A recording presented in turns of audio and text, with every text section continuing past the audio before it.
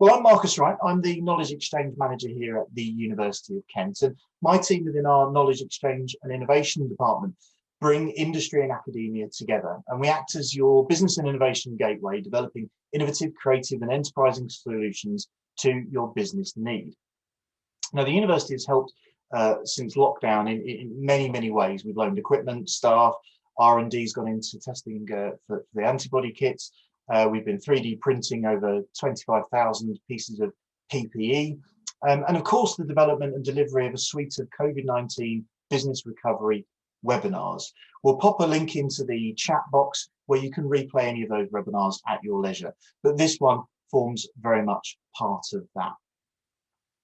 I will be thanking everybody at the end, but I do just want to take the opportunity to highlight the logos above my head. So you already know that I'm the University of Kent. But I'd also like to thank Deirdre Wells, OBE, and Holly Coffey, and of course the wider team at GoToPlaces for this collaboration, Canopy and Stars and AC Tools Group, who are going to be providing some fantastic, insightful case studies later on. And finally, thanks to Santander Universities for supporting this event. But without further ado, and keeping to time, it's my pleasure to now introduce Dr. Julianne Thiemer from our Kent Business School, who'll take you through this first session. Julianne, over to you.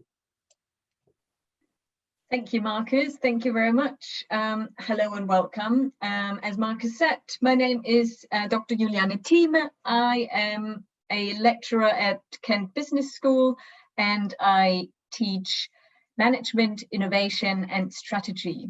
I'm also a researcher and I research tourism. So that's why we came up with this seminar. The first thing we kind of need to know though, when is an idea an innovation? First, it goes as an invention. So that would be your actual product that you might think of. It's only an innovation then if you take it to the market. So hopefully make some money off it. This might seem like the idea, invention and innovation process is a rather linear process, but it's not. It should be revised and refined throughout the process. And just to make it clear, an innovation doesn't necessarily have to be something brand new to the world. If it's new to the industry, to maybe your geographical region, to the market, or to your organization, that's an innovation too. In my part of today's seminar, I'll be talking you through innovation as a process. We'll look at search, select, and implement and capture. So search, how can we find opportunities for innovation, which we covered in a previous webinar, which you can find on our YouTube channel. So I won't dwell too much on that, but rather focus on select, what are we going to do and why, implement, how are we going to make it happen, and capture, how are we going to get the benefits from it. We'll ask you in the part after mine to apply some of the ideas that I'm introducing here. So hopefully you will find this session useful. Let's start with search. Pretty much how can we find opportunities for innovation? In the previous webinar, we covered quite an array of current trends and changes in our industry or industries and also in the wider environment. The question there is, are you actively creating trends in your organization, or are you more reacting to trends, which both is fine. You can also consider other sources of innovation from the environment, such as your competitors, or your users, your customers. Don't forget about them. Some innovations also just happen by accident. You just happen to have this idea, and also come from innovation networks, which is something we'll be massively focusing on in this webinar. These networks can be from inside of your organization, because don't forget about your staff, and also from outside of your organization, such as industry partners, non-industry partners, and also universities. So just what you're doing today. Now, let's move on to select. What are we going to do and why? Or we could also summarize it as so many possibilities, so little time, money, and/or resources. Innovation is a bit like gambling. Both involve committing resources to something which has an uncertain outcome. But with innovation management, we try to convert that uncertainty at the outset to something closer to a more calculated risk. But there's still no guarantee of success, unfortunately. But at least there's an attempt to review options and assign some probabilities. So we need to try to balance the possible risks with the possible rewards, using the information we have at hand that we have collected from the external environment too, because knowledge is power. And that's why it's so important that you review and refine your ideas and inventions and innovations along the way. So you could always adjust or abandon them if necessary. Another question is, are you going for incremental or radical innovation? Incremental means small step-by-step innovations. And projects are usually incremental in nature, and they might build on your established experience. But in this case, of course, we want to move an idea forward. Yeah, when you get to the select stage, to give it a clearer shape and form, and also evaluate the resources that you might need to implement your new idea or invention. The more radical an innovation, the more risk is usually attached to it. And within your organization, these are also usually the innovations where you need to get the most support behind, because people don't really like change. So you might want to prototype or run a pilot event, for example, to see if the market would take to your product. We'll have a look at a case study from Portugal later where they did exactly that. Select for what are we going to do and why. It's also very useful to build coalitions, again, both inside and outside of your organization. For example, a business that might be supplemental to yours can bring new perspectives in on which options you want to actually go for and implement. And you can also include your staff or your customers to see where you would get the most support from them for which idea. And very important for spreading the risk is to not just focus maybe on one innovation, especially if it's a rather radical and risky one, but rather the idea is to build a portfolio, possibly addressing like different services, target markets, yeah, to spread that risk. So if one innovation does turn out to be that successful, you have others to fall back on too. One way of building a possible portfolio, there's this tool called the innovation wheel, which might help you to think of some innovations, some areas where you can innovate. You can combine different types of these innovations to build up your portfolio and spread the risk. Looking at configuration, it's all about innovations that are happening behind the scenes, so non-customer facing. The profit or business model is how you make your money. And in the past months, we've certainly seen that a lot of service providers had to adapt their business model, from restaurants becoming takeaways and delivery only to paid virtual gigs in the performing arts. Networks is about your supply chain and how much you own or control of it, or if you're in partnerships with your suppliers, for example. Structures and processes is about your resources and capabilities, excuse me, and how you can use them to improve the work you're doing. Moving on to offering. Offering looks at how your current products can be improved in its functionality.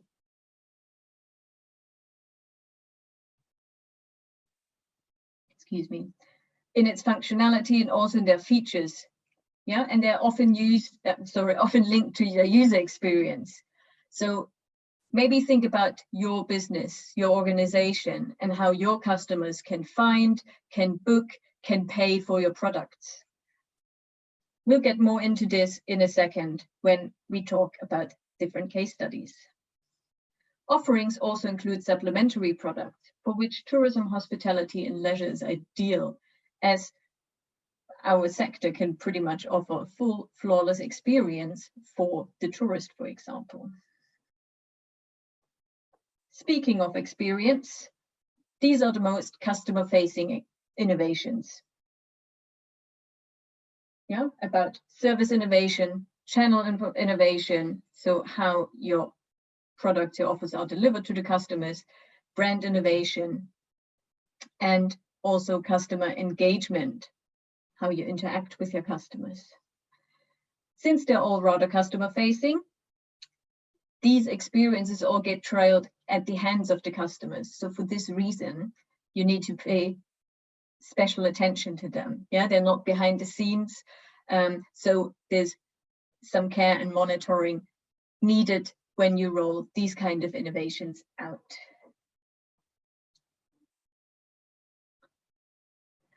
Now, in these times that are highly uncertain, it might also be useful to have some tools at hand to help with high uncertainty decision making.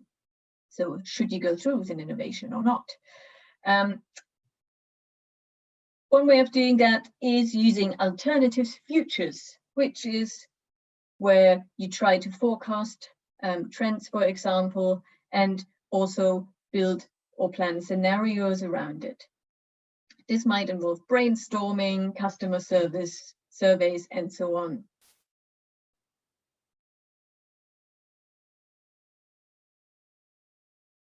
Here again, it's also really good to have cross-sectoral partnerships, as currently traditional markets and demographic boundaries are blurring, yeah, might not exist in the future.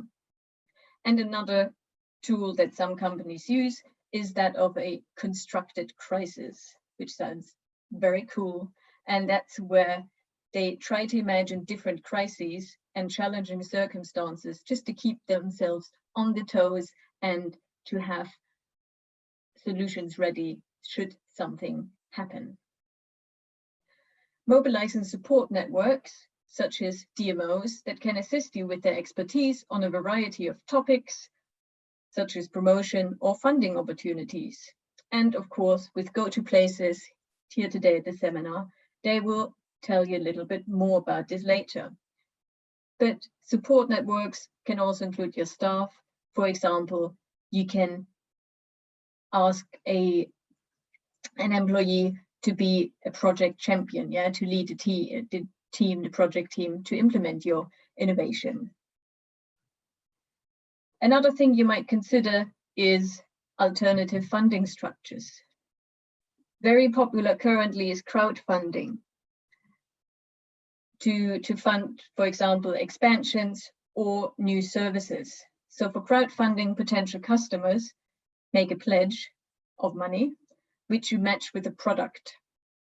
They pay the money up front, so you can implement your innovation, and you already have then guaranteed customers.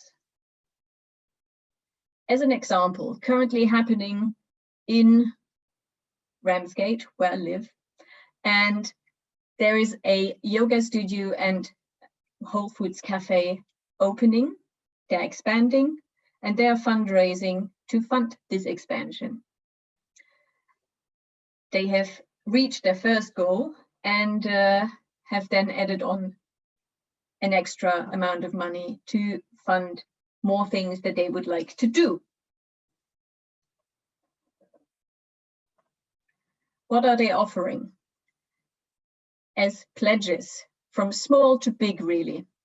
They have their own products as pledges, such as yoga lessons, as you would expect from a yoga studio, or a cookery class in their cafe. This means through those pledges, they already secure future customers in the place. Because if you've paid £200 for 20 yoga classes pass, then you'll go there regularly. But they have also been very clever and gotten into partnerships, for example, with a local artist that is fairly well known, and she has produced some art prints for them, which they are selling at a profit through this, and also with a local vegan small business that provided them with a Christmas hamper. So through these rewards, what's useful for them as well is that you can already test which products might prove very popular with your customers. Yeah, in this case, it might be the class passes are more popular than, for example, a monthly or annual membership. Yeah, you can try out certain things there already and collect data on your customers or target group. And of course, get funding for your idea. Moving on from selection to implementation. So how are we going to make it happen? There are pretty much 4 major points. First, it's organizational mode of bringing people together. This could happen in cross-functional teams, for example. We also need to implement some control mechanisms, for example, standards, some form of documentation. Maybe we need a common software to store our knowledge, our exchanges there too. Because that's the third point, that is very important to share the knowledge and or technical information across the team or teams. And to also have external linkages, for example, with customers or partners or suppliers. These were the 4 main points of a study on 2,000 service providers and their innovation performance. Innovation and service quality appear to be improved by cross-functional teams and sharing information, and also raised by involvement with customers and suppliers, and by encouraging collaboration in teams, so just working together really. The service delivery is improved by customer focus and project management, and by knowledge sharing and collaboration between and in teams. The time it takes to bring your innovation to the market is reduced by knowledge sharing, so you get it quicker to the market, and by collaboration, and also by customer focus and project organization. But cross-functional teams might prolong the process a little bit. Very important as well, costs are reduced by setting standards for projects and products, and by the involvement of customers and suppliers, which is very interesting, but again can be increased by cross-functional teams. Interestingly, businesses with the highest level of new services, so very innovative businesses, tend to avoid overcomplicating their customer base. So they're usually firms that aim for fewer key customer segments and not go for a load of different customer groups, yeah, or broad target market, because that can be a barrier to effective innovation in a service business. This focus strategy we can see in the tourism industry by the rise of no-frills airlines such as EasyJet or Ryanair. And secondly, another advantage is as well that a focus in the procurement and service delivery process also aids stronger innovation performance. What does it mean? So the organizations that were high innovators tended to focus their purchases on fewer, larger suppliers and are less vertically integrated, yeah, and have therefore to deal with only a few suppliers, which frees up resources, which essentially means you save some money, yeah, so fewer suppliers saves money. Now the important part, we have great ideas, we have selected which ones we go to. How can we get benefits from it? One way of getting the most out of it is by not necessarily being the first one in the market to do them, because we all know how it is. If something is the first thing when it comes out, usually has some bugs, it needs some ironing out. So it's better to be a fast follower rather than the first mover. Also, something to keep in mind is that the return on investment might not be an initial thing, but might lag for some months or even years, depending on your innovation. Market differentiation measures the degree to which all competitors differ from one another across the market. Therefore, market differentiation is related to market segmentation and a measure of market attractiveness. Customers in different market segments will value different product attributes. The joint effect of relative quality and market differentiation is significant. Markets in which there is little differentiation and no significant difference in the quality are characterized by low returns. So you don't really get much return on investment. High quality, however, is a strong predictor of high profitability in any market condition. But niche businesses may also achieve high returns in a market with a high differentiation without high relative quality. So how do we calculate, though, what we can ask the customers to pay for our products? They are pretty much, you could follow two basic pricing models: cost plus pricing or value-based pricing. Cost plus pricing is a markup to your break-even costs. So very basic, fairly easy. And value-based pricing is where you take into account the value of your service to your customers. So that reflects more on what a customer is willing to pay. So might be more than your cost plus pricing. You can research what customers are willing to pay by also comparing the prices for the same or similar products of competitors. Or you might also consider some alternative pricing methods, such as pay what you want, which is a collaborative pricing where the customer is free to set any price, even zero, and the seller has to accept it. Currently, it's rarely applied in tourism, but studies in marketing have shown that it leads to higher customer satisfaction and profitability. There is one study, though, where they've tried it out in a small town in Austria, called Legenfeld.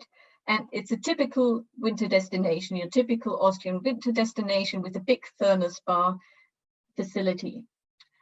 What they did was a network of 18 tourism product suppliers collaborated in this pilot study and offered a limited number of visitors, just under 60, to pay whatever they wish after their holiday experience for their own self-selected tourism package. So there was a list of products which the tourists could select from. The offer was valid for 1 weekend, 4 days, 3 nights. The customers were asked prior to their trip the maximum amount they would spend on a weekend like this and the minimum amount they would think they would spend on a weekend like that. And then obviously they were asked how much they paid for their trip at the end. Depending on the services they chose, the packages were obviously more or less expensive.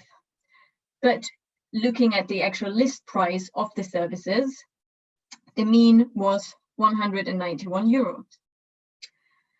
When the tourists were asked how much they would their maximum spend would be, they said a mean of 365.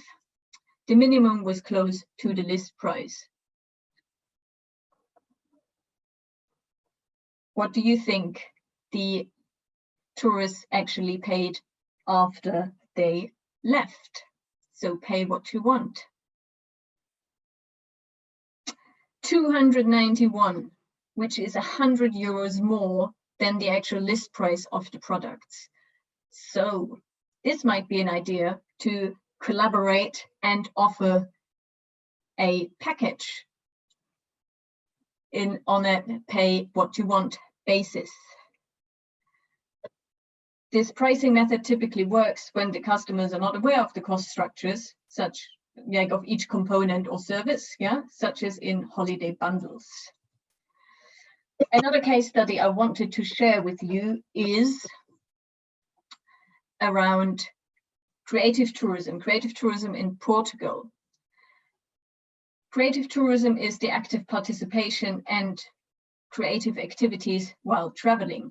And in Portugal, they've set up a big project called Creatur, which aims to develop a sustainable creative tourism sector to boost tourism in small cities and rural areas, as well as contribute meaningful to local cultural vibrancy and holistic development in pilot communities.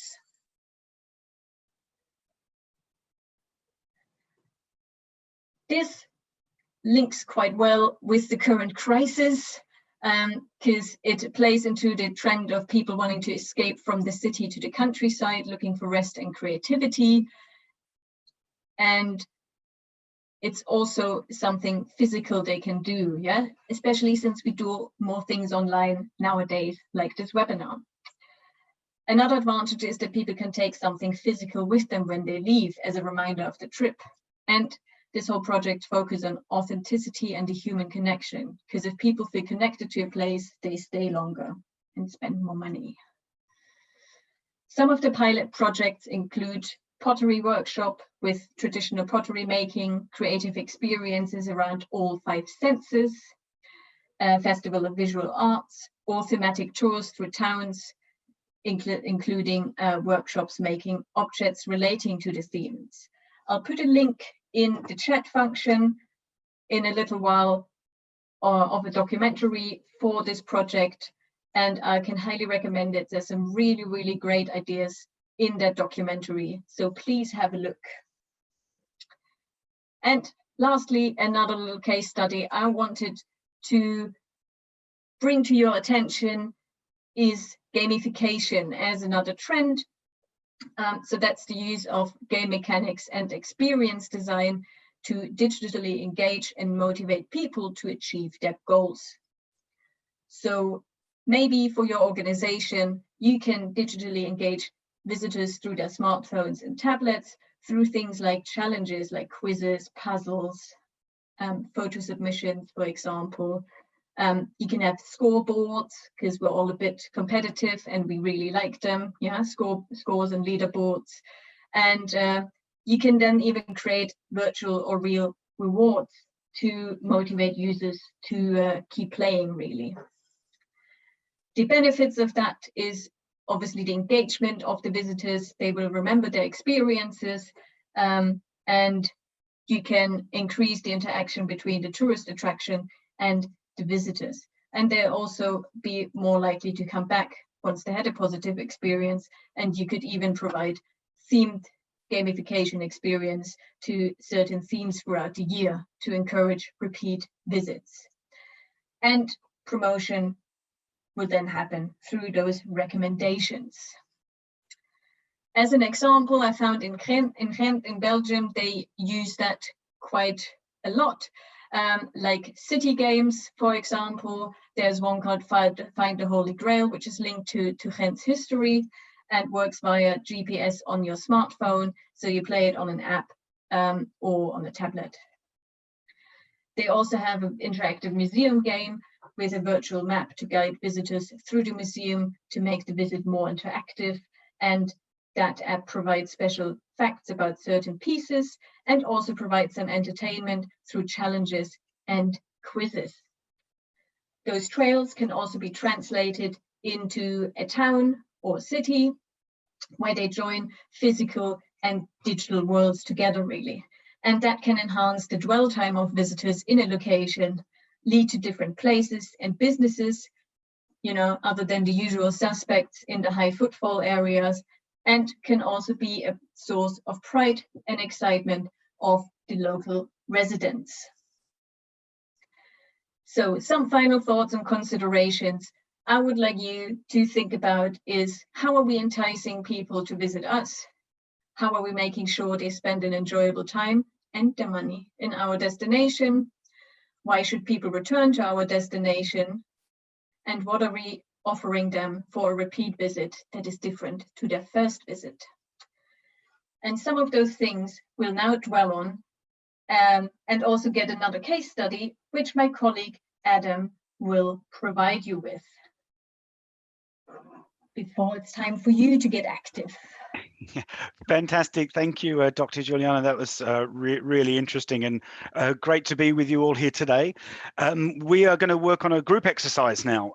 So I'm just going to share my screen with you. Okay, so what we're going to be talking about in this group exercise as roundtable discussion is going to be products and pricing. What the exercise is going to be is that each group will be broken into, we're going to go into 4 groups, and you will be given a hypothetical case study, which is, the first one is a National Trust Manor House Museum with a gardens and cafe, which Dr. Juliana is going to run. The second one will be a large town or city guided tour operator that Deirdre Wells will be running. The third one is a vineyard cellar door and shop, which myself and Holly will be running. And the last is the traditional pub that we've most appropriately given to Marcus, who will be the group leader on that one. Your group will be given 20 minutes in total to roundtable ideas around 4 key themes.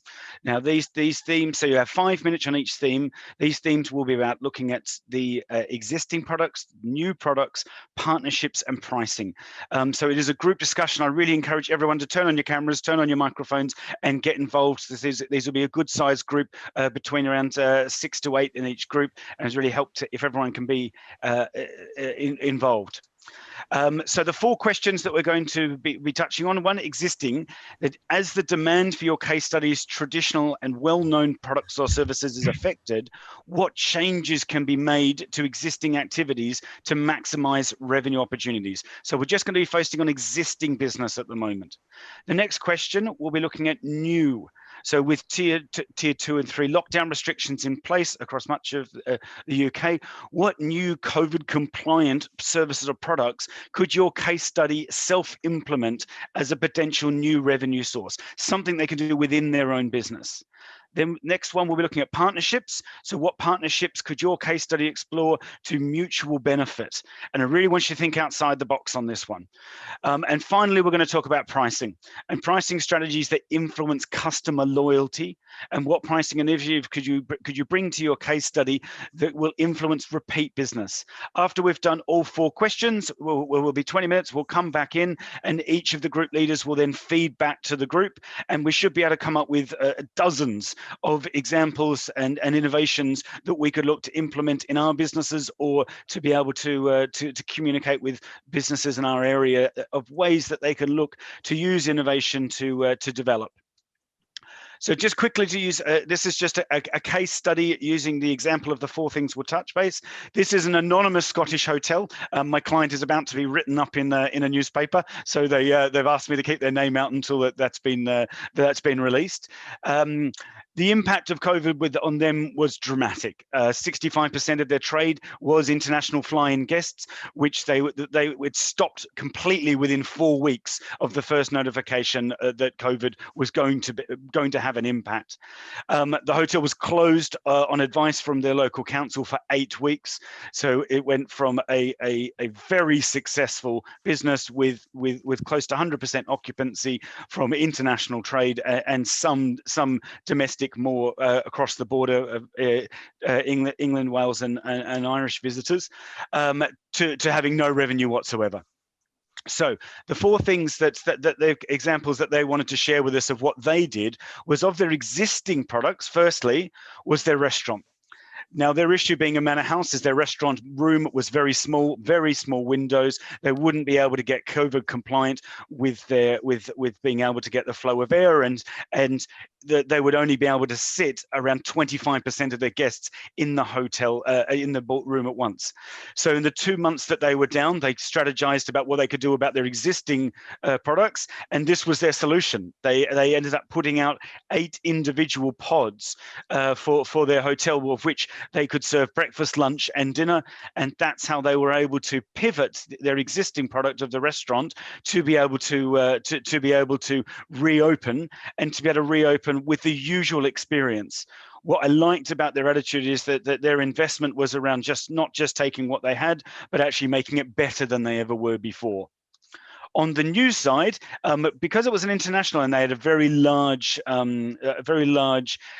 Asian-based inbound tourism market that wasn't overly pet friendly. So the hotel had made previously that no pets were allowed to stay. When this market finished, they reimagined and redesigned their customer base, and could see that those that lived within 50 miles of, or almost a huge percentage had dogs. And as we've all seen, the phenomenon around COVID and the pandemic is that everyone's gone out and bought a dog, those that could. So they actually did a pet-friendly promotion for the domestic market, and had an enormous input in regards to they're bringing in a new customer base. So this was a new product or a new service that they were allowing, which really took very little change except to housekeeping and how they cleaned the rooms and dealt with allergy. But it meant a very small change in their operations, but a large change in regards to who was welcome to the hotel. The next one they looked at was partnerships. Previously, the success of the business didn't rely on it, and with the international tourism market, their links were more sending their customers out to visit local gin distilleries and visit. Now that they had to focus on having their business within the hotel area, they set up gin tasting dinners, which were then again marketed to the domestic market. They currently stand that their dinners are now 3 months booked ahead, due to the popularity of that partnership.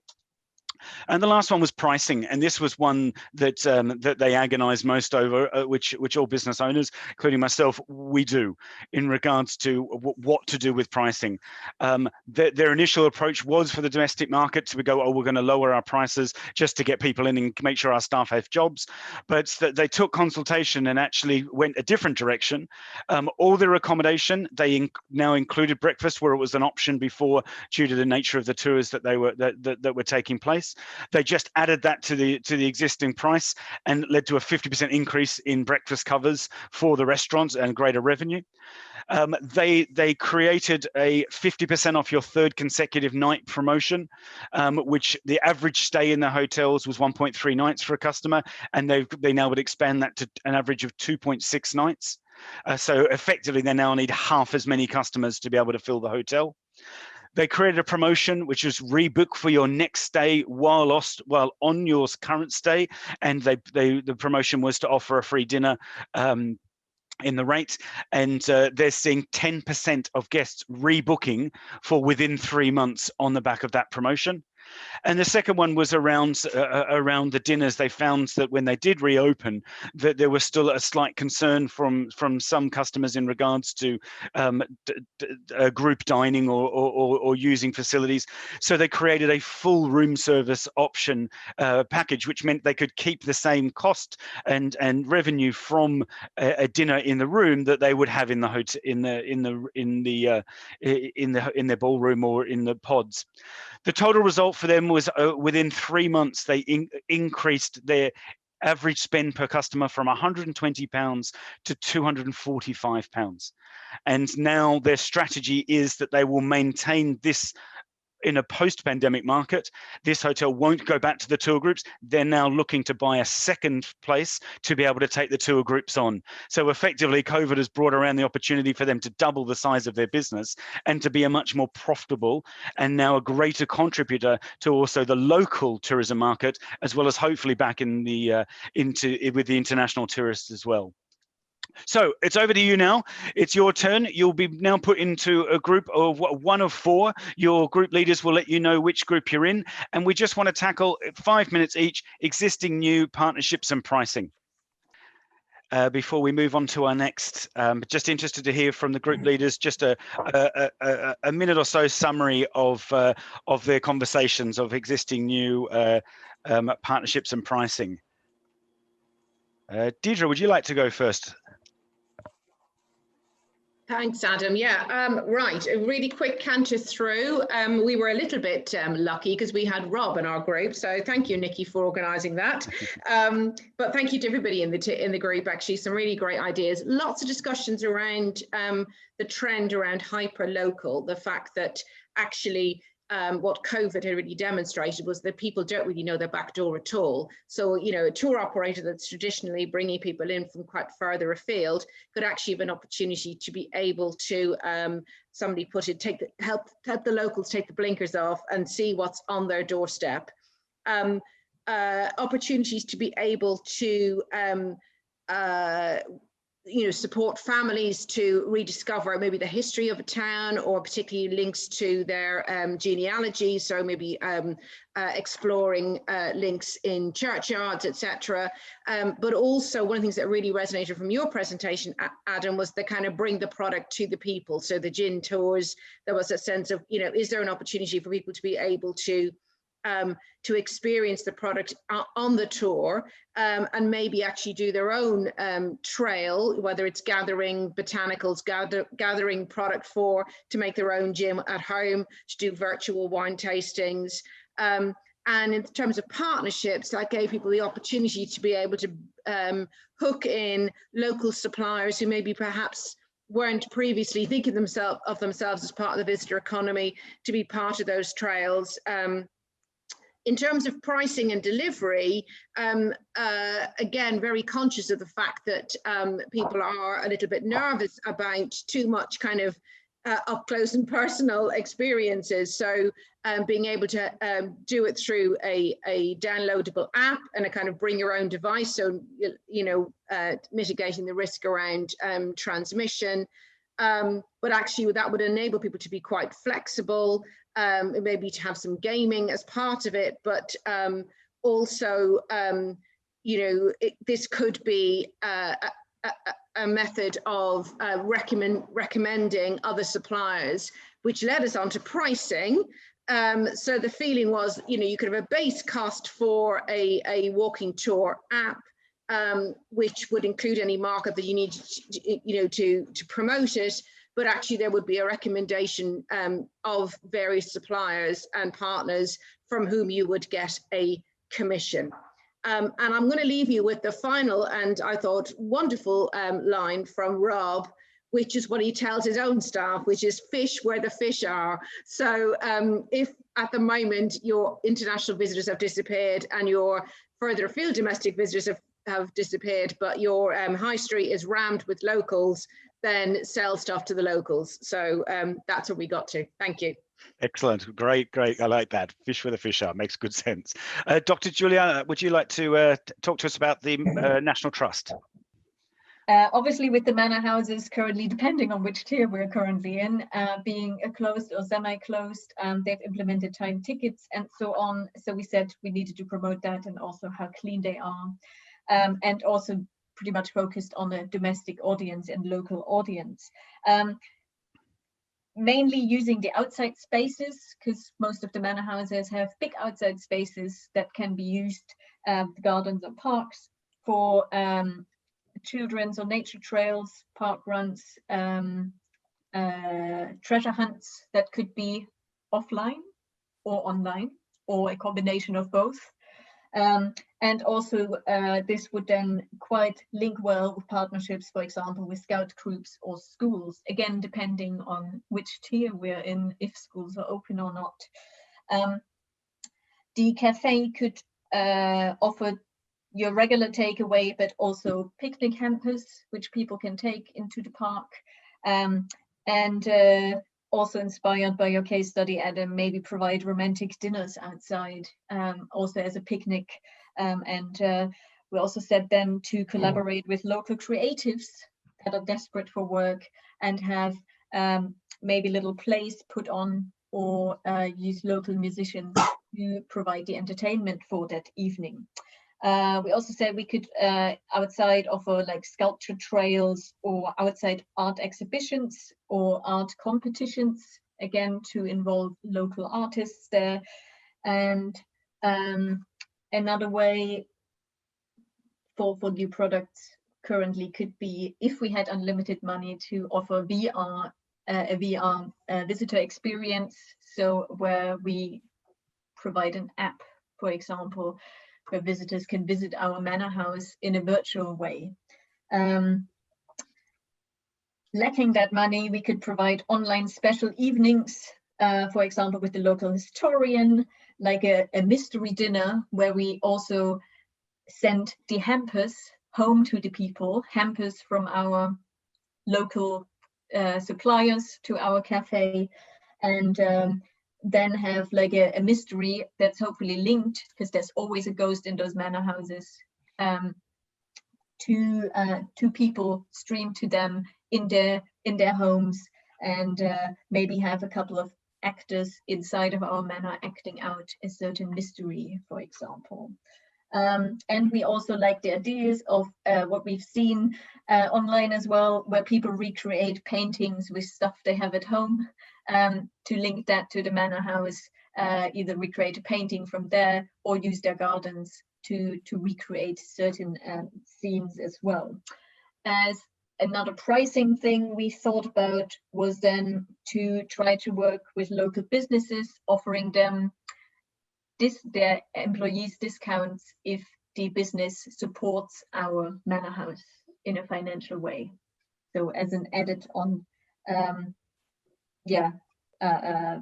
benefit for the employees, and possibly also, once things are safer again, to have like a children's club, weekly or monthly or bi-weekly, something like that, with activities for the kids, workshops as a subscription. So while the kids do their activities, the parents will wait and spend their money in the gift shop and the cafe. Excellent, excellent. Marcus, very conscious of time. If you can keep your summary to a minute. What about what's happening at the local pubs? Right. Well, I mean, huge discussion in terms of existing activity. There was talk about obviously takeaway, and we know Tier 3 is forced in that situation anyway. But really driving the sort of takeaway market. We've seen great experiences around sort of creating meat hampers and the distribution of food. Obviously, at one point it was about clearing out the kitchens that they had. But now about the continued supply of food. But the discussion really got heated up when we talked about the potential new activities. So we talked about things like a virtual cocktail making experience, where a box could be provided with various samples and so on, and then an online live or via YouTube or whatever sort of mixology course. We also talked about virtual tasting, and actually could samples be provided, and then literally everybody's tasting live. We've seen some pubs turning into village shops. We've seen Christmas hampers, and we were keen to sort of explore those sort of things further. We talked about one example where a hotel was actually, rather than laying off staff, they're actually contracting them out as a local cleaning service, which I thought was a fascinating way to sort of keep them still on the books and working. Partnerships was a huge opportunity. I mean, working with local producers. We did spend a little bit of time talking about wet trade only. So of course those pubs that don't have kitchens, and so could you pair up with a restaurant maybe, or a food producer, so that you can complement each other with a pack or some kind of service. Partnering up with local producers, local craft outlets. If we go think about the hamper example, we've seen partnerships. There was discussion about partnering up with, say, a stately home, but maybe the pub offers the lunchtime experience. Maybe that's the destination as part of the package to go and get a meal or a discounted drink. Incentive schemes to encourage repeat spends, introduction offers if you introduce a friend, and then packages around, you know, how you could maybe stay at a local hotel and get a sort of discount there. So lots of ideas, but partnerships definitely the way forward. Excellent. And those three examples have given a lot of the ones that we had in the Vineyard Celador as well. We're most excited about bringing opera to the vines, and you being able to plant your own vines and coming back and building repeat business, looking at, again, the subscriptions, wine clubs, and just making sure that there is a real real focus on the uniqueness and encouraging into 2021 that people will be coming back. So making sales, but linking to future tours and future events as well. We're going to finish up there. That was a terrific session. Thank you for everyone that contributed. It is my great pleasure to now introduce Deirdre Wells, the Chief Executive Officer, and Holly Coffey, the Destination and Marketing Partnerships Director from GoToPlaces and Visit Kent. Over to you. Thank you very much, Adam. Conscious of time and just trying to do this as quickly as we can without galloping. So just so if somebody can give you a thumbs up that you can see the screen, that'd be brilliant. So yeah, so we're GoToPlaces. So I like to think of us as the Procter and Gamble of tourism, bringing you the well-known brand of Visit Kent, which is our fairy liquid, probably the lesser known brand for people listening from this audience of Visit Hearts, but we also provide destination management experience and opportunities and consultancy right across the UK, which I will go through in just a second. But we like to kind of, I suppose, summarize it in that our idea is to bringing people together and helping places to thrive, which is our little strap line. Just a little definition around innovation.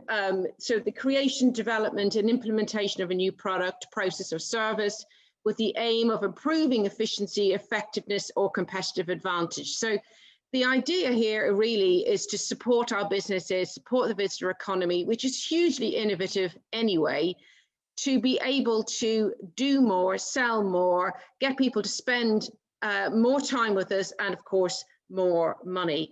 And our industry has got lots of great examples, and Juliana earlier, as did Adam, have alluded to some. And I just wanted to share some of the ones that we've come across. So this is our colleagues in Shakespeare's England who have done exactly what we've just been talking about. So developed a brand new downloadable audible tour that people can do when they want to, and do their tour of Stratford and all the great William Shakespeare sites without the need to be in a confined space or confined group. There's also an opportunity called the Sherlock the Gamers Now, and this is involving a number of London attractions who have been at a particularly challenging time over the last few months, but again, very much outdoor focused, and also, of course, picking up on that zeitgeist of you know, the importance of Sherlock and all the storytelling and the kind of, you know, huge you know, strength of following that he has. So lots of really great examples about, you know, what you can do to make sure that your business stays current and up with trends, and also some other examples of people who perhaps didn't really innovate in the way that they might do. So how do we as DMOs help destinations to innovate? I think that like I start with the boring. So the first issue really is to make sure that you're doing your research. So we invest an awful lot of time and resource into our trends research, our market research, you know, to say, what are the numbers showing us? What are we hearing from what people are doing? How can we learn from other people? What are other people seeing? It's really important that we have that data because individual businesses, frankly, don't have the time to be able to do that level of research. And also, of course, don't have that slightly more helicopter view that we have as a destination, and also particularly plugged into that national network. The other really important thing is around destination management. I always say that destination marketing is the easy bit. Any agent could do it with the right level of budget, but actually managing your destination, managing your visitor flow, supporting businesses, supporting innovation, thinking about you know, how you can build those partnerships that we were talking about in the breakout sessions is really the most important job that a DMO can do. It's the most important thing that you can do in order to help your business and your destination be sustainable. The other thing is around thinking carefully about the sort of campaigns that you run. So one of the reasons that we run over a whole raft of destinations, something called the Big Weekend, this is all rooted on our research, which is that visiting friends and relations is one of the most important drivers for destinations in terms of their the growth and potential growth. And it's never been more important than right now. The thing that people are missing more than anything is reconnecting with their friends and family. And also, if you harness your residents to become the biggest ambassadors for your attractions and destinations, then you get really strong repeat business. And we've seen this time and time again through these what we call our big weekends. And we're looking forward to next year, our big weekend being very much the kind of reboot moment for the industry across a whole range of destinations. The other opportunity is around those national projects. So as you know, there's been a whole raft of projects rolled out from government that we have been successful in securing funding for. And this gives us an opportunity to connect not only businesses within destinations, but also to work across destinations. So our Gourmet Garden Trails project, which focuses on food and drink and gardens, has run across 5 destinations, both Hertfordshire and Kent, but right up into Derbyshire and Cheshire in the Peak District. And our Creative Coast is all around the creative experiences on our coastline, building on the success of the Turner Contemporary in Margate, but looking at how do we engage cultural audiences, new audiences to our coastal towns. And the most important thing at the moment is how we can start to use the investment that we are successful in securing, whether that's national or indeed European, in making sure that we are investing in recovery, not only in working with businesses to help them innovate, to help them be more resilient in the short term, but actually looking at what that long-term recovery looks like in making sure that we're hardwiring some of that innovation, some of that sustainability thinking that we were doing before all this happened, to make sure that our destinations survive for the long term and are great places not only to visit, but also to live too. And our final sort of innovation, we do try and live the dream, as it were, is our own little bit of thinking that we've been doing over the last few months, which is how do we harness what we've learned and offer it to those destinations, many of whom are struggling throughout the pandemic. And we've come up with something called Destination in a Box, which is a platform, which is a marketing platform, but also provides destinations with expertise on travel trade, on research that they can tap into. So we like to think that we don't just talk about innovation, but we do it as well. I'm now going to hand over to Holly to talk about a particularly exciting project that we've been involved with called Interreg Experience, but also some of the trends that we've been seeing throughout the research over the last few months. So over to you, Holly. Thanks, Deirdre.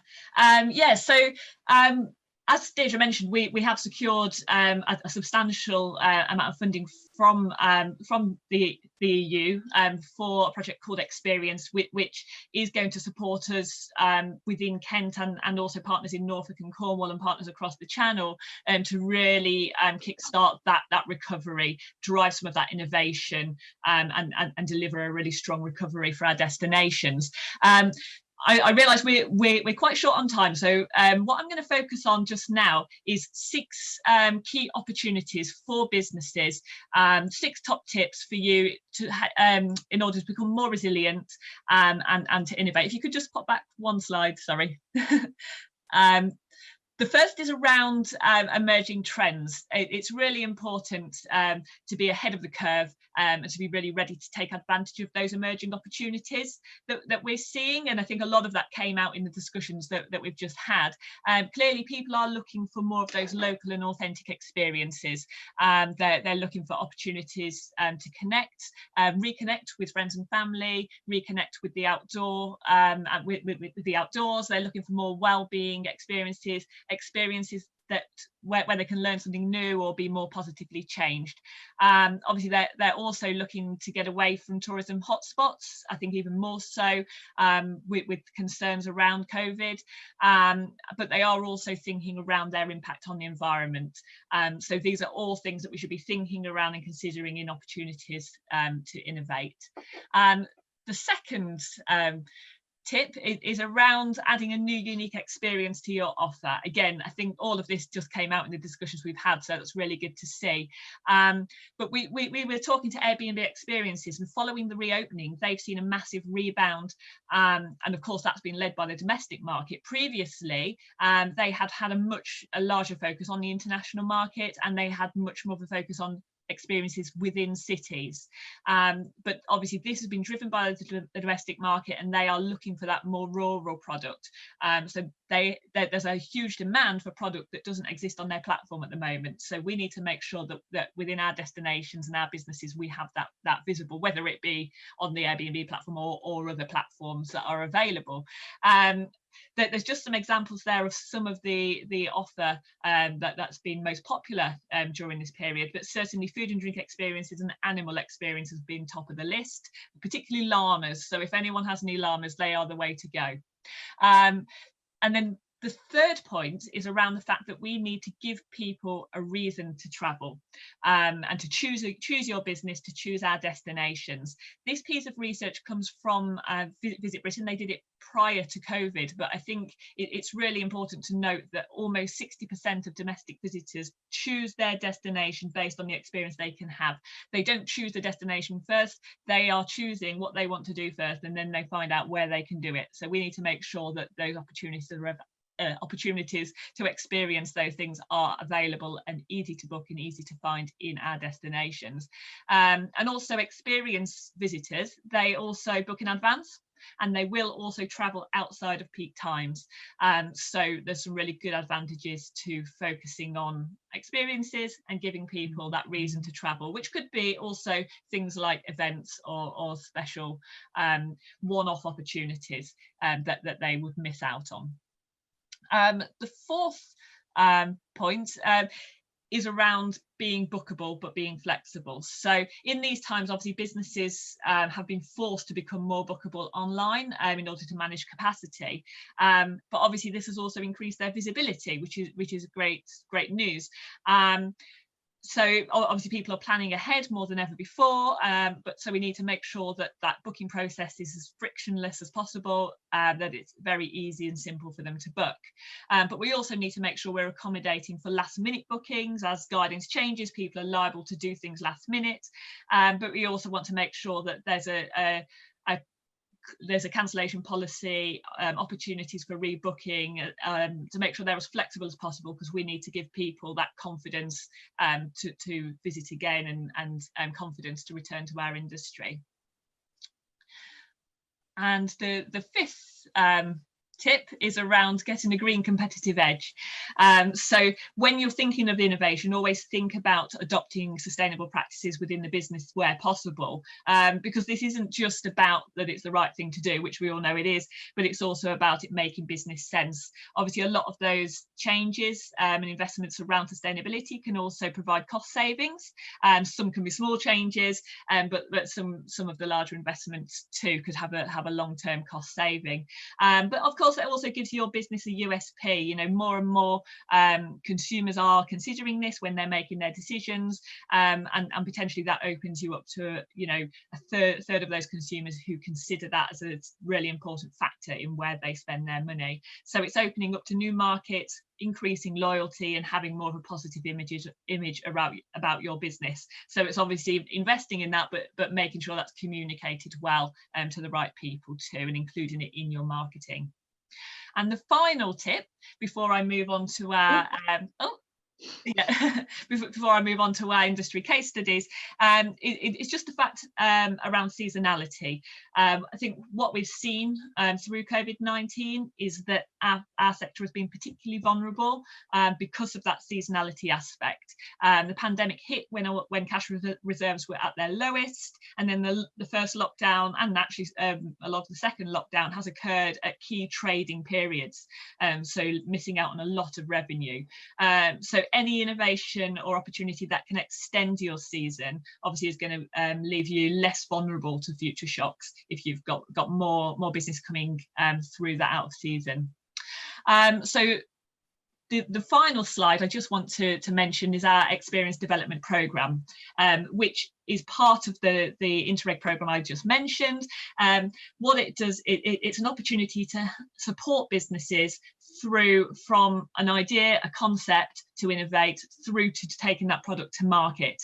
So it will help them think through all of these opportunities. It will test product, it will create content, and it will help you take that to market. We're also looking to partner with trade and tour operator partners on this, in terms of co-collaborating and creating this new product, and testing it, and also working with you to take it to market, so that we can help you to create that type of product that you're looking for, and to assist you in pivoting your business as well.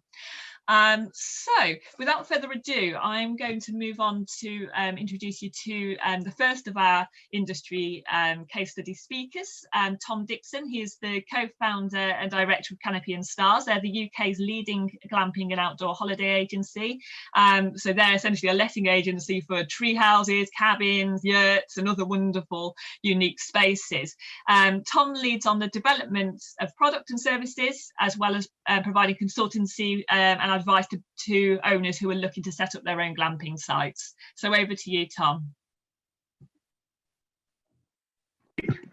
Sorry, I was on mute. Thank you very much. Can everyone see the screen okay?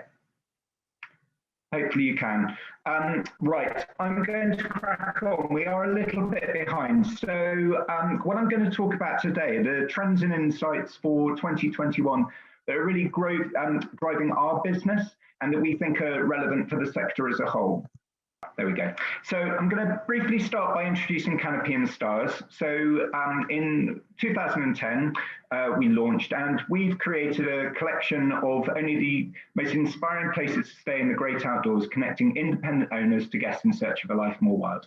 Essentially, we're a glamping business, and that's really what we're focused on, but creating amazing experiences in the great outdoors, helping people to live a life more wild. I'm going to very, very briefly talk about some of the things that makes us slightly different. So we're employee owned.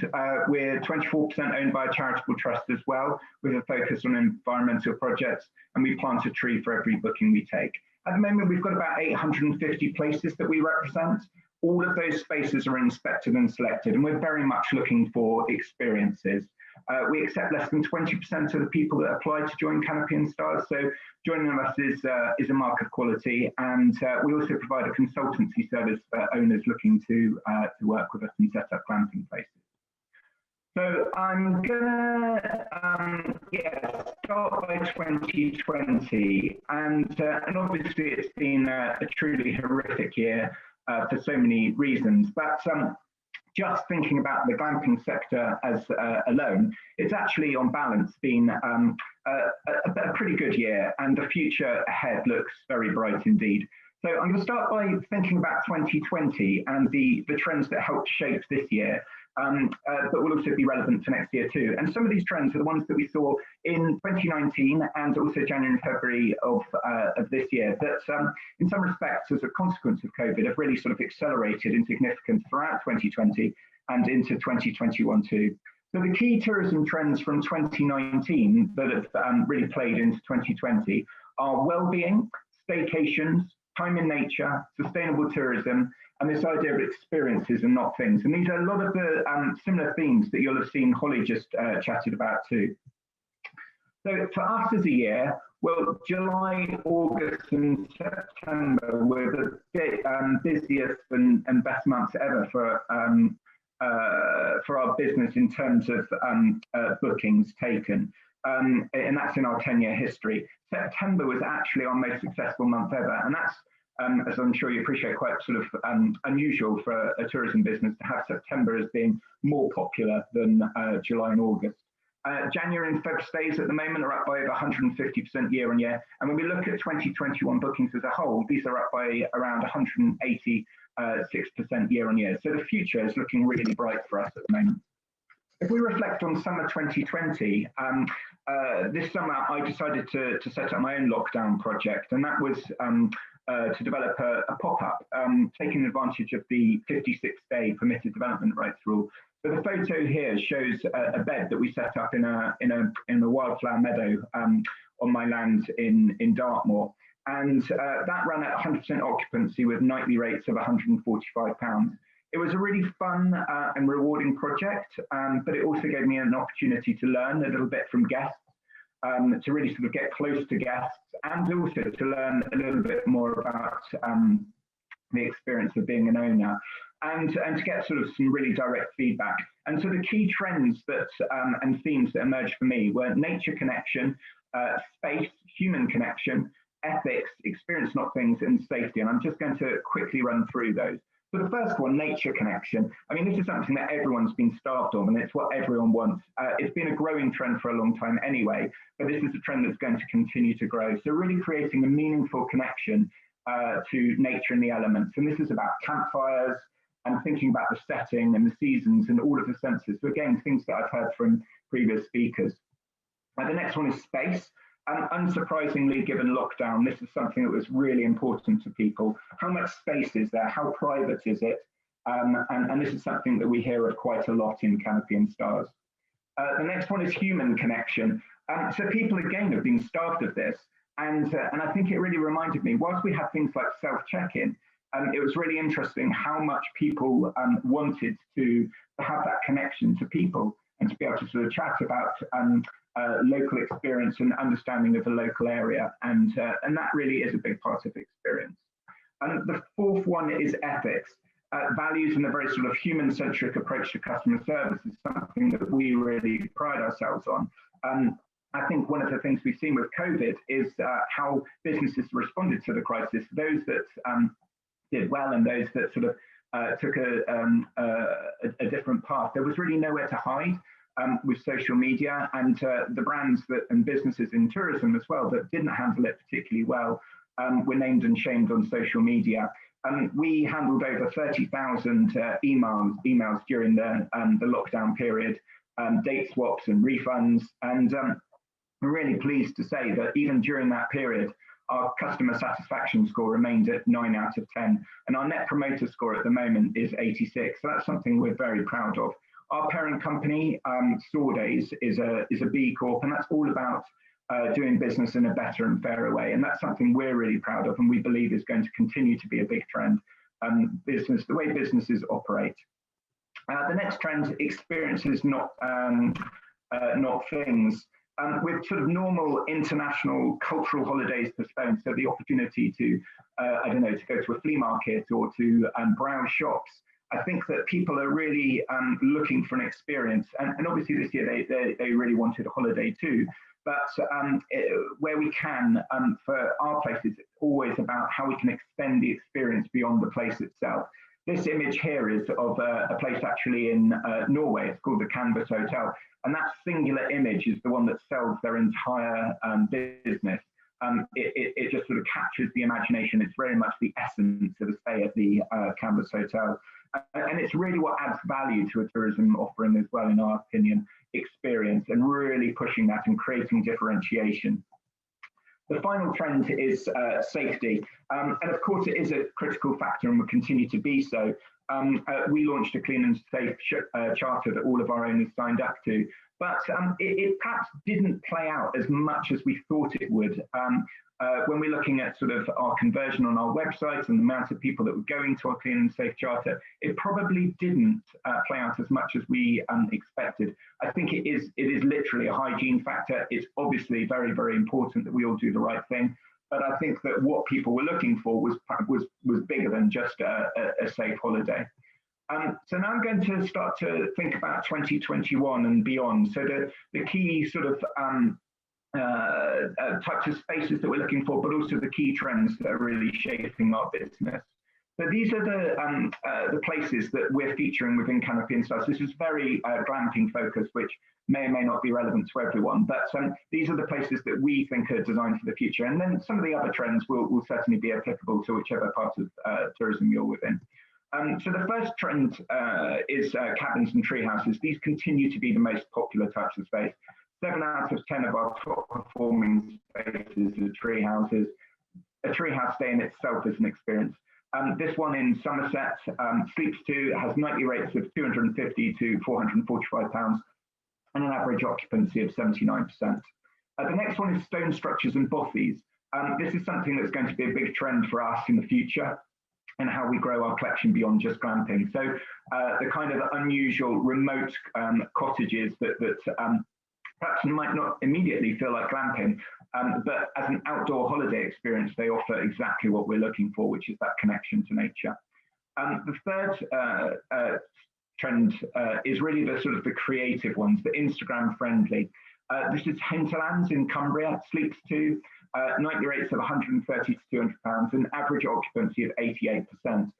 It's been probably one of the best examples of a super sort of creative space that has had amazing press coverage. And it's a bus, as you can see, with a camper van on top of it, the wood-fired hot tub, the big views, the campfire. This is all part of the experience, but it's that image that's really doing it, and very popular with our guests. The fourth trend is coastal and water-based. This one's actually in Kent. It's called the Beach House, and it's probably our, I'd say, our biggest success story of 2020. It was originally owned by the, used by the owners as a sort of weekend retreat and as a film location. We launched it in summer 2020, and we took 27 bookings in the first 24 hours.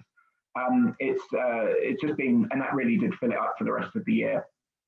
Thereafter. The neighbours have also now joined Canopy and Stars as well. To date, we've achieved over £50,000 of booking revenue on this one space this year, and it's one of our most liked Instagram images this year. So this is again another of those Instagram friendly places. I think this single image had 8,500 likes.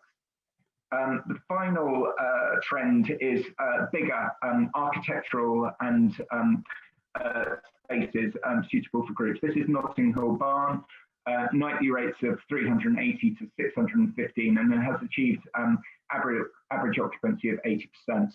So it's been featured in the Stylist magazine, the Mail, the Telegraph, and has had a number of social media stays as well. I'm now going to talk about the key societal trends for 2021. So these are the things that we're really focusing on and thinking about, but do actually obviously go beyond glamping as well. So the first one is the climate crisis, diversity and equality, citizenship and community, stress and anxiety, ruralism, and economic uncertainty. So firstly, the climate crisis. Clearly, this isn't going to go away. Brand ethics, how brands act and responsibly, and the positive role that they play in society has never been more important. And this will continue to be so after COVID-19. The world has changed and consumers don't want to go back to where they were.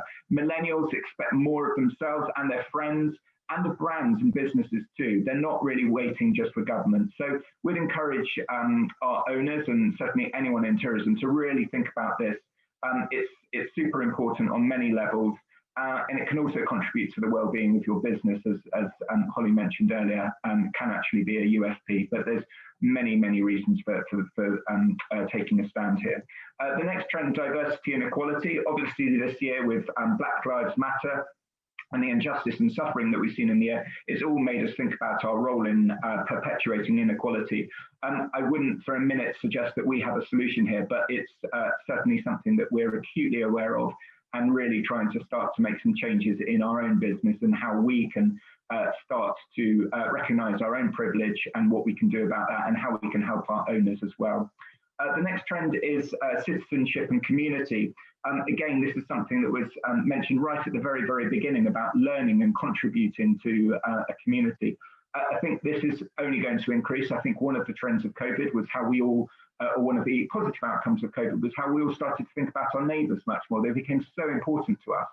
And I think that giving guests the opportunity to really sort of give back and participate in something meaningful and real is a very positive thing. So we are seeing volunteer holidays as being a big growth area and really thinking about how we can weave volunteering into our stays. The next one, stress and anxiety. Things obviously do feel very difficult, and all the trends I've already talked about contribute towards stress and anxiety. And whilst a 3-day holiday glamping isn't necessarily going to solve this problem, it can really help. So when we talk to our owners, it's all about making the experience as relaxing as possible, and escape from technology and a reconnection to what's important. And the chance to slow down and to breathe, it's important. It's what guests want. Wellness tourism is growing twice as fast as global tourism. And according to a recent Barclays report, 91% of people surveyed in the group cited that escapism and distraction were the primary goals for their holiday. And again, that's what we really see with Canopy and Stars, and really what we consider we're doing. We don't necessarily define ourselves as a glamping business, but more so as a well-being business, and giving people that chance to connect to nature. That's really what we do. The next trend is ruralism. I feel what we've really seen this year is that remote and rural are considered sort of the new luxuries almost. And there's this big drive for people to move to the countryside, to live in the countryside, to work in the countryside, and to visit the countryside. And that's, again, something that was mentioned in earlier presentations. It's a big trend and opportunity for everyone, and I think that something that certainly isn't going to go away. And then the final trend, really, obviously we can't avoid mentioning economic uncertainty. The times are going to be very challenging this year for all businesses, and I think that I mean, certainly in terms of glamping, we have a lot of cause to feel positive about the future. But the whole UK staycation industry and UK tourism, there's all sorts of areas where we can feel very positive too. So I think that's, from a glamping point of view, that's largely because of all of those trends that I've been talking about: well-being, time in nature, ruralism, experiences, not things, and staycations. They all really play to glamping. But as I said, I think there's all sorts of cause for optimism too. It feels like things are changing, but anyone that is considering entering into the glamping market or is already in the industry, there's huge cause to be optimistic about the future. As long as, in terms of economic uncertainty, I think one of the key things there is really pushing quality and pushing experience and differentiation. There's a lot of new entrants into the market, and I feel like in any kind of tourism offering, that's really what we all need to be focusing on. How can we improve what we're currently doing? How can we innovate? And how can we make that place somewhere even more special that more and more people will want to come and visit and tell their friends about? And that's the end of my presentation. Sorry, that was a little bit of a rush through, but hopefully that captured everything. That was amazing, Tom. Thanks so much. It's such an inspiration to see how you and Canopy and Stars are really capturing some of those key trends that are coming through. And I think really nice to see how those societal trends you're really starting to reflect on and build that into your brand. So really, yeah, fantastic. So our next speaker is Rob Russell. Rob has over 20 years experience in the travel industry. He started out as a hotelier back in the early 90s, and he's now with AC Group. He joined AC Tours back in 2013. He's now expanded the business from focusing on inbound group specialists to now including more high-end programs into the UK, Ireland and France, and additional brands like the AC Lux brand. So yeah, Rob's going to talk to us more about the importance of working and collaborating with tour operators and the travel trade, and also, you know, the effect and impact that the crisis has had on their business. So over to you, Rob. Thank you very much, Holly. Thanks very much for listening. I will look to try and keep this short because I can spot we're actually coming quite close to time. Yeah, just to give a bit of an insight into myself. I've been in the industry, as we say, for over 25 years. And I can actually see a couple of my industry peers in the audience here who have probably got a little bit longer than me. So from my side of things, I started out as a hotelier, and from the perspective of that, it was very much about training. It was very much about service-led industry. And when I took over AC 8 years ago, one of the things that I tried to focus on was the personal touch and adding the extra human interaction to it. So what we were seeing at the time was an industry that had very much moved towards the OTA model. We'd seen a huge boom in the growth from companies like Expedia and Booking.com. And as that business was rolling, it was making a smaller understanding of what the traditional wholesaler tour operator were actually here to do.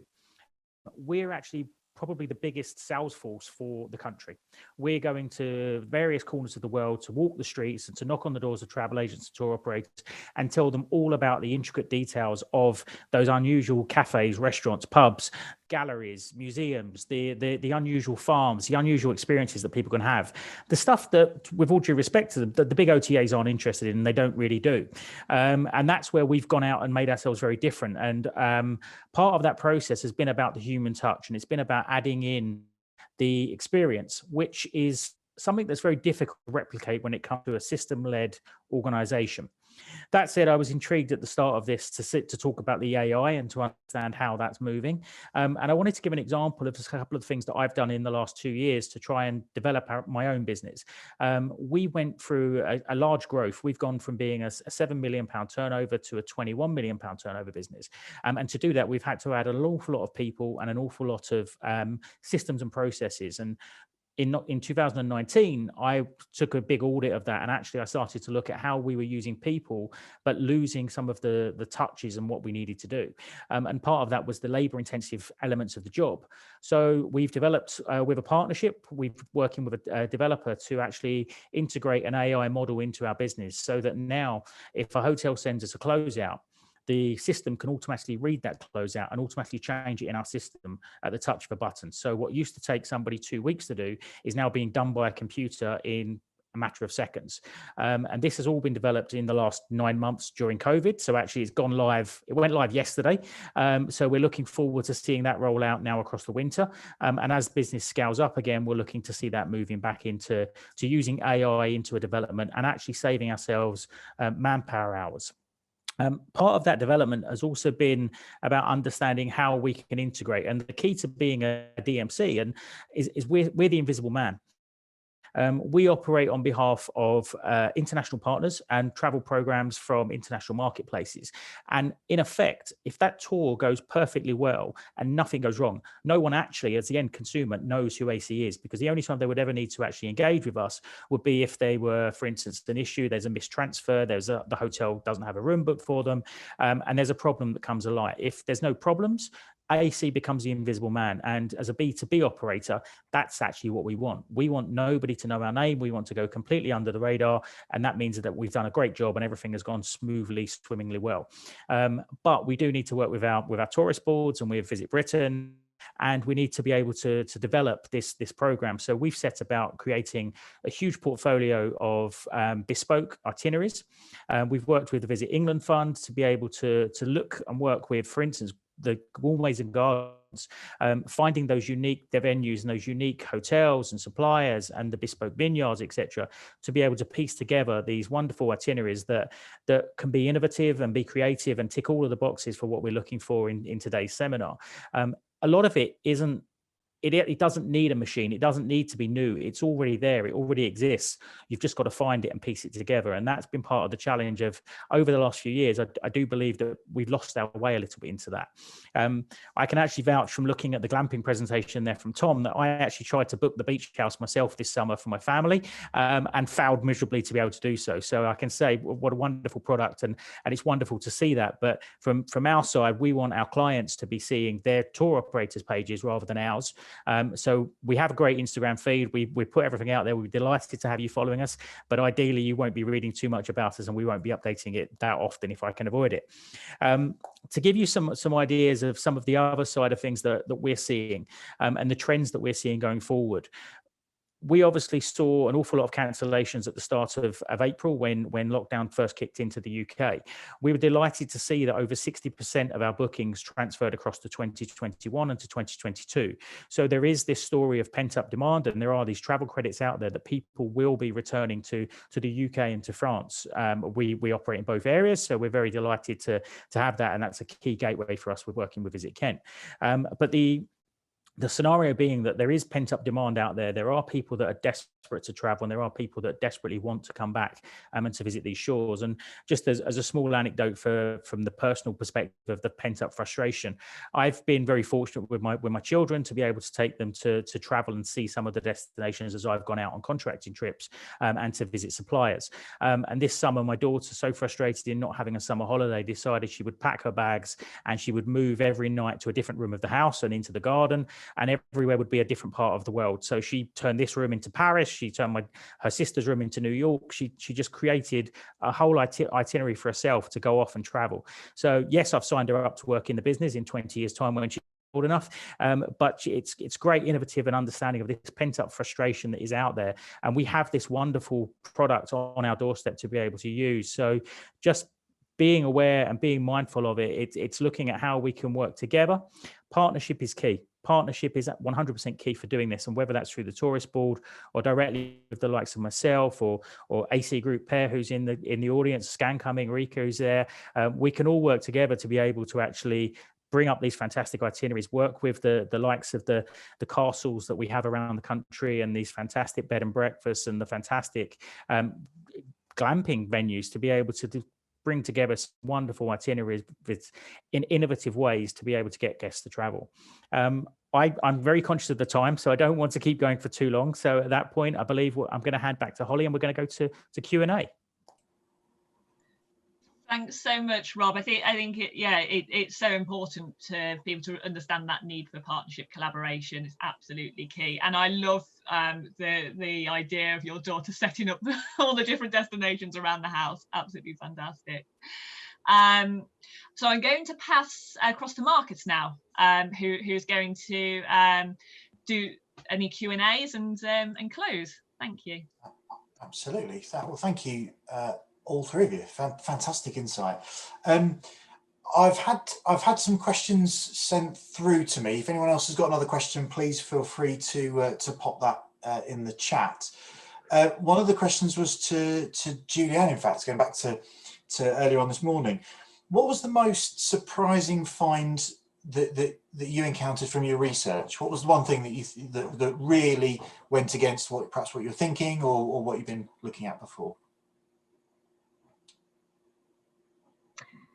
I think I have to say the pay what you want study, really, because you'd think that people would want to underpay, kind of take advantage of this offer. What a bold move, I guess. Yeah, but surprisingly, and it wasn't just that they tried it with like 5 people, it was almost 60 people. And to have an outcome that people pay about, almost a third more than what the actual list price is, that really surprised me. And there was a second one, which was, were there any sort of lessons learned or watch outs that kept coming up from your research when you've been looking at this? Anything that you think we need to avoid in those early days if people are inspired by anything that you were talking about earlier? I think one lesson to learn is to not be afraid of failure.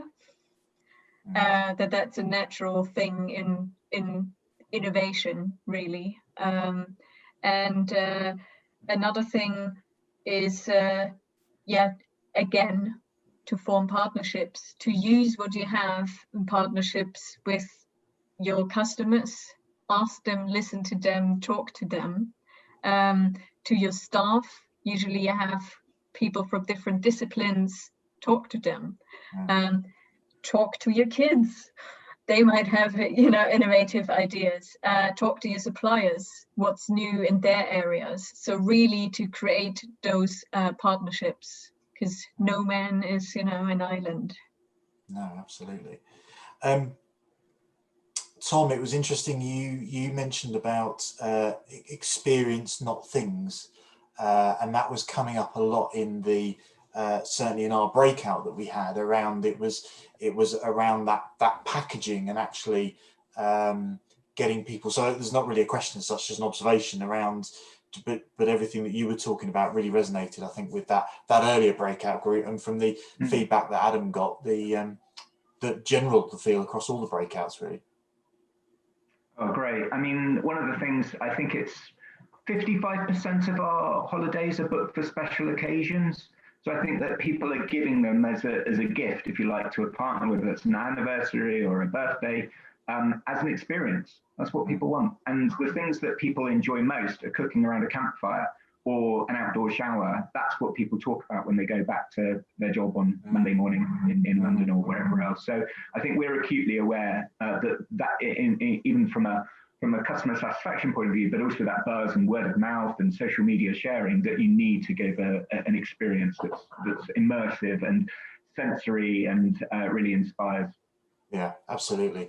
And Deirdre, if I may, one of the things that again kept coming up was sort of collaborations and partnerships, and so I suppose GoToPlaces and of course Visit Kent locally can really help facilitate that sort of partnership approach and that signposting, I guess. I don't know if there's anything that you wanted to particularly say on that point.